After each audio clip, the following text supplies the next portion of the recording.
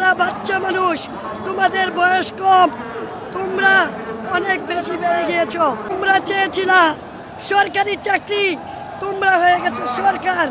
তাই তোমরা বাবুরা বুঝতে পারছো না, অচিরেই বাংলাদেশে নির্বাচন দিয়ে তোমরা বিদায় হয়, না হলে সেই স্বৈরাচারিণী শেখ হাসিনার মতো তোমাদেরকেও প্রতিহত করবে বাংলাদেশের জনগণ।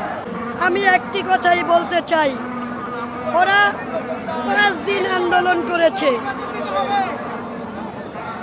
5 দিন আন্দোলন করেছে।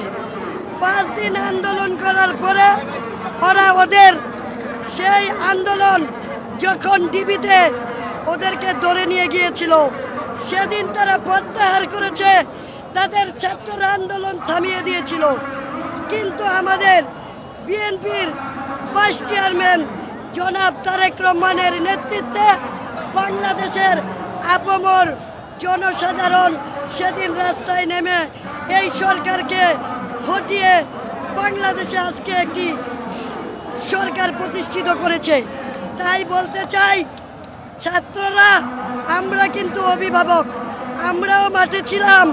তোমাদের 9 মাসে তোমরা চেয়েছিলা সরকারি চাকরি, তোমরা হয়ে গেছো সরকার। তাই তোমরা বাবুরা বুঝতে পারছো না, অচিরেই বাংলাদেশে নির্বাচন দিয়ে তোমরা বিদায় হয়, না হলে সেই স্বৈরাচারিণী শেখ হাসিনার মতো তোমাদেরকেও প্রতিহত করবে বাংলাদেশের জনগণ। কারণ তোমাদের এপিএসরা এই 9 মাসে কোটি কোটি টাকা দুর্নীতি করেছে, বাংলাদেশের মানুষ জেনে গিয়েছে।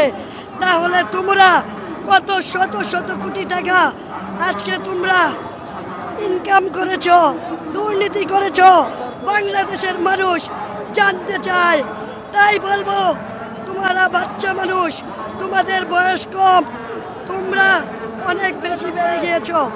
বাংলাদেশের মানুষ তোমাদেরকে সাহায্য করবে ভোটের মাধ্যমে, ব্যালটের মাধ্যমে, কোনো অস্ত্রের মাধ্যমে নয়, কোনো বুলেটের মাধ্যমে নয়। For more updates, follow us on Facebook, subscribe our YouTube channel, get the latest update on www.daily-sun.com.